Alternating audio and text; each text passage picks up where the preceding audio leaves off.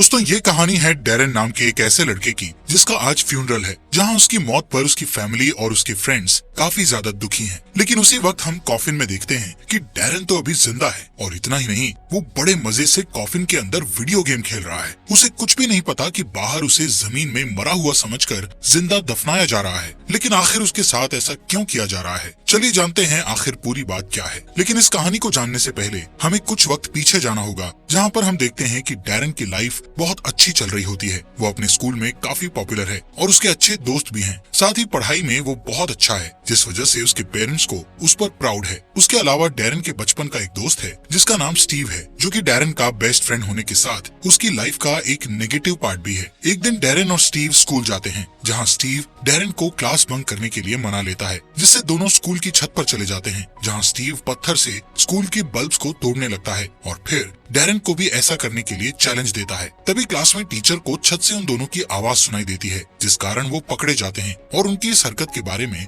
उनके पेरेंट्स को बता दिया जाता है। अब क्योंकि डैरेन के पेरेंट्स उसे हमेशा से एक अच्छा स्टूडेंट मानते थे, इसलिए वो डैरेन के घर आने पर उसे डांट लगाते हैं और उसे स्टीव के साथ दोस्ती तोड़ने को कहते हैं, क्योंकि उन्हें लगता है कि स्टीव की संगत से डैरेन भी उसी की तरह बुरा स्टूडेंट बनता जा रहा है। अब अगले दिन स्कूल जाते वक्त डैरेन स्टीव से कहता है कि मेरे पेरेंट्स चाहते हैं कि मैं तुमसे दोस्ती तोड़ दूं। ये सुनकर स्टीव दुखी हो जाता है और डैरेन से कहता है कि तुम कभी भी अपने लिए स्टैंड नहीं ले सकते। इस बात पर उन दोनों के बीच बहस होने लगती है। तभी उनके पास से एक कार गुजरती है, जिसके अंदर बैठा हुआ आदमी उनकी ओर एक पोस्टर फेंकता है, जिससे डैरेन और स्टीव उस पोस्टर को उठाकर पढ़ने लगते हैं, जहाँ उन्हें पता चलता है कि उनके शहर में आज रात फ्रीक शो नाम का सर्कस होने वाला है। इसलिए वो दोनों रात को सर्कस में जाने का प्लान बनाते हैं। इसके बाद हम क्लास में डैरेन को देखते हैं, जो अपनी बुक में उस सर्कस वाले पोस्टर को रखकर पढ़ रहा होता है कि तभी टीचर उनके पास आते हैं और उससे पोस्टर छीन लेते हैं। यहाँ टीचर पूरी क्लास को सर्कस वाला पोस्टर दिखाते हुए सबको वार्निंग देते हैं कि कोई भी इस सर्कस को देखने न जाए, क्योंकि ये सर्कस इलीगल चीजों को दिखाता है। लेकिन डैरेन और स्टीव अपने टीचर की इस बात को नहीं मानते और रात में चुपके से सर्कस देखने चले जाते हैं। यहाँ हमें पता चलता है कि इन दोनों को अजीब चीजें पसंद हैं, जैसे कि डैरेन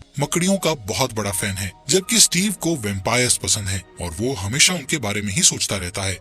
ये दोनों सर्कस में पहुंच जाते हैं और शो देखने के लिए टिकट खरीदते हैं, जहाँ पर्दे के पीछे छिपा हुआ एक बौना इंसान उन्हें टिकट देता है। लेकिन ये इंसान एक क्रीचर की तरह दिखाई दे रहा था। तभी स्टीव उस इंसान को अपना हाथ दिखाता है, जिस पर वो इंसान स्टीव के हाथ में काट लेता है और वहाँ से भाग जाता है। खैर, दोनों ही इस घटना को भूलकर सर्कस के अंदर चले जाते हैं, जहाँ शो का होस्ट मिस्टर टॉल स्टेज पर आता है और स्टेज पर पहले कलाकार को बुलाता है। ये पहला कलाकार एक वुल्फ मैन था, जिसे देखकर सभी लोग डर जाते हैं। तभी मिस्टर टॉल उस वुल्फ मैन को ऑडियंस में बैठी एक लेडी की ओर इशारा करता है, जिससे वुल्फ मैन उस लेडी के पास जाता है और उसके हाथों को बुरी तरह से काट देता है। ये देखकर लोग और भी ज्यादा डर जाते हैं, पर थोड़ी ही देर बाद उस लेडी के हाथ वापस से सही होने लगते हैं। ये देखकर सभी हैरान रह जाते हैं और वो लेडी स्टेज पर चली जाती है, जहाँ मिस्टर टॉल उस लेडी का नाम कॉर्मा बताते हुए कहता है कि ये लड़की हमारे शो की मेंबर है। इसके बाद स्टेज पर एलेक्जेंडर नाम का तीसरा कलाकार आता है, जिसकी बॉडी में एक भी रिब्स नहीं थी। एलेक्जेंडर के बाद वहाँ गर्था नाम की लड़की आती है, जिसके पास मजबूत दांत थे, जिनसे वो कुछ भी तोड़ सकती थी। गर्था के बाद रामस नाम का कलाकार आता है, जिसके 2 पेट होते हैं, जिनकी मदद से वो कुछ भी खा सकता है। यहाँ पर रामस 3 पहिए वाली साइकिल को खाकर अपना टैलेंट दिखाता है और फिर उसे एक टुकड़े जैसा बनाकर थूक देता है। इसके बाद मैडम चुस्का नाम की एक खूबसूरत लेडी स्टेज पर आती है और डैरेन को स्टेज पर बुलाती है, जहाँ वो डैरेन से कहती है कि मैं अपना मैजिक दिखाने के लिए तुम्हें असिस्टेंट बनाना चाहती हूँ, जिसके लिए डैरेन मान जाता है। पर जैसे ही मैडम चुस्का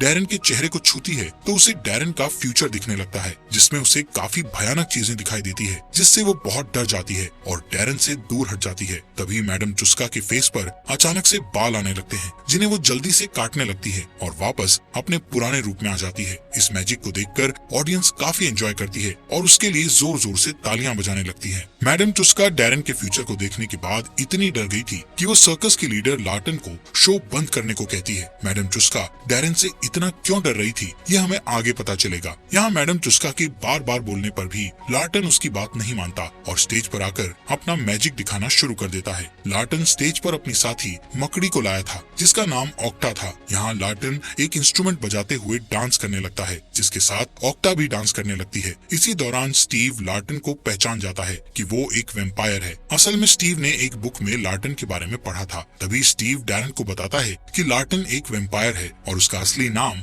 वर है। इसी बीच स्टीव और डैरन के टीचर पुलिस को लेकर वहाँ पर आ जाते हैं और शो को बंद करवाने लगते हैं। ये दोनों टीचर से छुपने के लिए बैक स्टेज पर आ जाते हैं, जहाँ मौका देखकर डैरन लार्टन के रूम से ऑक्टा को चुरा लेता है, क्योंकि पहली नजर में ही उसे ऑक्टा पसंद आ गई थी। डैरन ऑक्टा को लेकर रूम से जा ही रहा था कि तभी उसे लार्टन के आने की आवाज सुनाई देती है, इसलिए वो जल्दी से रूम में छुप जाता है। यहाँ लार्टन एक बूढ़े आदमी के साथ अंदर आता है, जो कि लार्टन से वेम्पांजी के बारे में बात कर रहा होता है। असल में वेम्पांजी हाइब्रिड वेम्पायर थे, जो कि लोगों का ब्लड पीने के लिए उन्हें जान से मार डालते हैं, जबकि लार्टन ऐसा वेम्पायर है जो कि सिर्फ लोगों को बेहोश करके उनका ब्लड पीता है। इसी दौरान स्टीव वहाँ आता है और लार्टन से कहता है कि उसे भी वेम्पायर बनना है। यहाँ स्टीव का कहना था कि वो अपनी जिंदगी से नफरत करता है क्योंकि वो अकेला है। असल में स्टीव के पिता बहुत पहले ही उसे छोड़कर चले गए थे, जिस वजह से उसकी माँ एक शराबी बन गई थी। तब से ही वो हमेशा के लिए अकेला हो गया था। स्टीव के बार बार रिक्वेस्ट करने पर लार्टन उसे वेम्पायर बनाने के लिए मान जाता है, पर सबसे पहले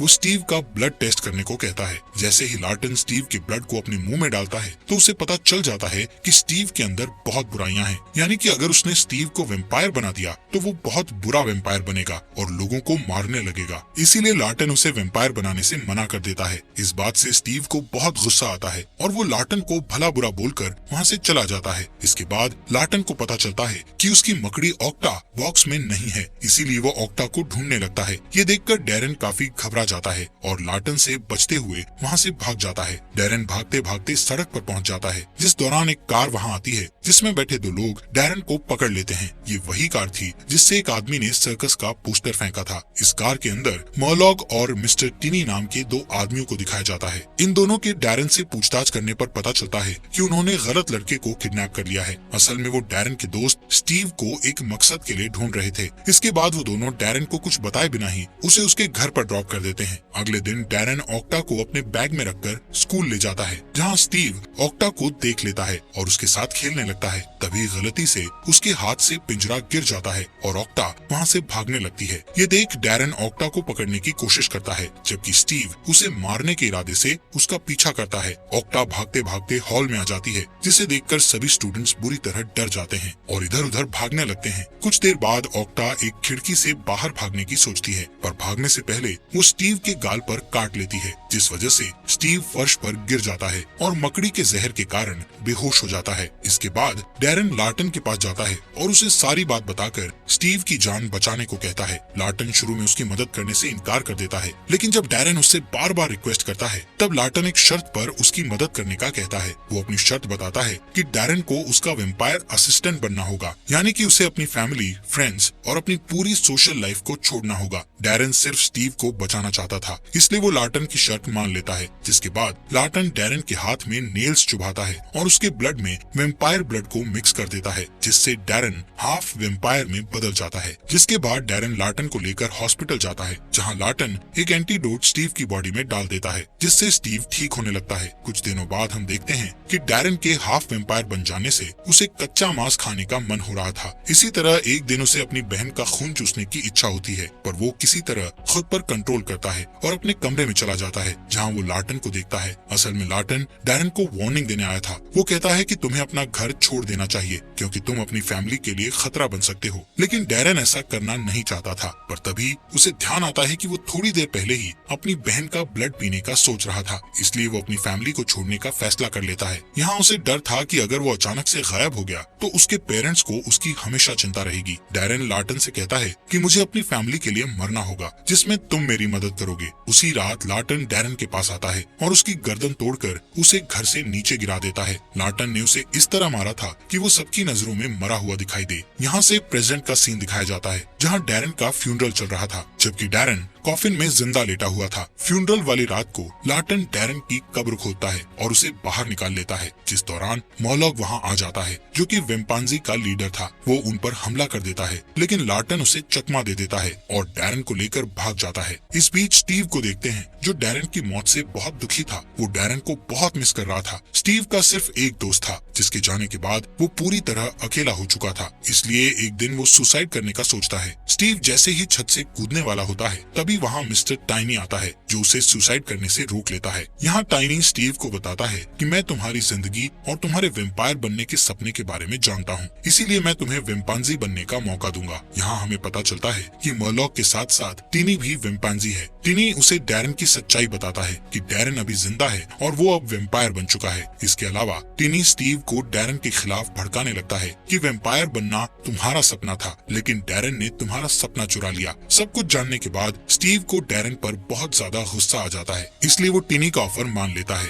और उसके साथ चला जाता है। इस बीच डैरन को देखते हैं जो धीरे धीरे सर्कस में मौजूद दूसरे लोगों के साथ दोस्ती कर रहा था। साथ ही दूसरों की मदद करते हुए वो खुद को ट्रेन करने लगता है, पर उसे अपनी फैमिली और स्टीव की बहुत याद आती थी, इसलिए वो अपने फोन में उनके फोटोज देखने लगता है। फोटोज को देखकर डैरन बहुत इमोशनल हो जाता है और स्टीव को कॉल करने लगता है। तभी वहाँ लार्टन आ जाता है और डैरन का फोन छीनकर उसे तोड़ देता है, क्योंकि वो नहीं चाहता था कि डैरन की सच्चाई किसी को पता चले। इसी दौरान वहाँ मिस्टर टिनी आता है। वो यहाँ डैरन के बारे में बात करने आया था। यहाँ हमें पता चलता है कि डैरन के पास जन्म से ही कोई स्पेशल पावर्स हैं, इसीलिए मिस्टर टिनी उसे अपने साथ रखना चाहता था। जब टिनी लार्टन से डैरन को मांगता है तब मिस्टर टॉल उसे कहता है कि वो इस बारे में सोचेगा। टिनी के जाने के बाद लार्टन डैरन से कहता है कि तुम सर्कस से बाहर मत निकलना, क्योंकि वेम्पांजी से तुम्हें खतरा हो सकता है। इसके बाद लार्टन डैरन को ट्रेन करना शुरू करता है ताकि वो अपने आप की सुरक्षा कर सके। ट्रेनिंग कंप्लीट होने के बाद डैरन की स्किल्स और स्ट्रेंथ बढ़ जाती है। दूसरी ओर मरलॉक स्टीव को वेम्पांजी में बदल देता है, जिससे स्टीव के पास इविल पावर्स आ जाती हैं और वो एक शैतान में बदल जाता है। स्टीव सबसे पहले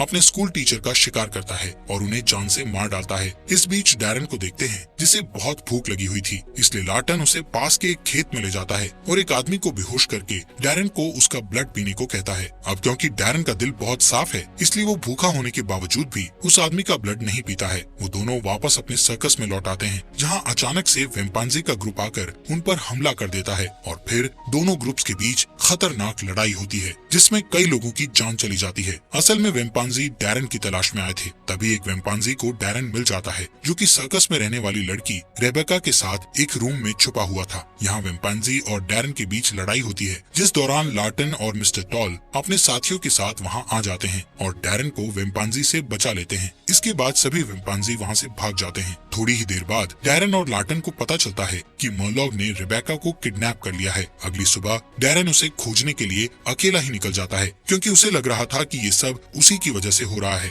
इस बीच मिस्टर टिनी डैरन को अपने जाल में फंसाने के लिए उसकी फैमिली को किडनैप कर लेता है। इधर डैरन को देखते हैं जो अपनी फैमिली को एक बार देखने के लिए घर में जाता है, मगर उसका घर पूरा खाली था। तभी उसकी नजर टेबल पर रखे पोस्टर पर जाती है, जिस पर टिनी ने लिखा था कि वो सर्कस में उसका इंतजार कर रहा है। यहाँ लार्टन भी वेम्पांजी से लड़ाई करने का फैसला करता है और अपने वेपन्स को इकट्ठा करने लगता है। जिसके बाद डैरन सर्कस में आ जाता है, जहाँ वो रेबेका और अपनी फैमिली को दीवार पर लटका हुआ देखता है। यहाँ स्टीव को वेम्पांजी के साथ देखकर डैरन समझ जाता है कि वो वेम्पांजी बन चुका है, इसलिए वो बिना किसी हिचकिचाहट के स्टीव पर हमला कर देता है। इसी दौरान लार्टन भी आ जाता है और मरलॉक के साथ लड़ाई करने लगता है। अब क्योंकि डैरन ने ब्लड नहीं पिया था, इसलिए वो बहुत कमजोर हो जाता है और स्टीव से हारने लगता है। तभी रेबेका खुद को आजाद करती है और डैरन को उसका ब्लड पीने को कहती है, ताकि डैरन के पास फिर से पावर आ सके, लेकिन डैरन उसका ब्लड पीने से मना कर देता है। तब रेबेका उसे समझाती है कि मुझे कुछ नहीं होगा और मैं ठीक हो जाऊंगी। ये सुनकर डैरन उसका ब्लड पीने लगता है। दूसरी ओर लार्टन बहुत बुरी तरह से घायल हो गया था, लेकिन वो हार नहीं मानता है और लड़ाई करते हुए वो मरलॉक के दिल में चाकू मार देता है, जिससे मरलॉक की वहीं पर मौत हो जाती है। इधर डैरन अपनी पावर लौटने के बाद स्टीव से लड़ना शुरू करता है। तभी मिस्टर टिनी वहाँ आता है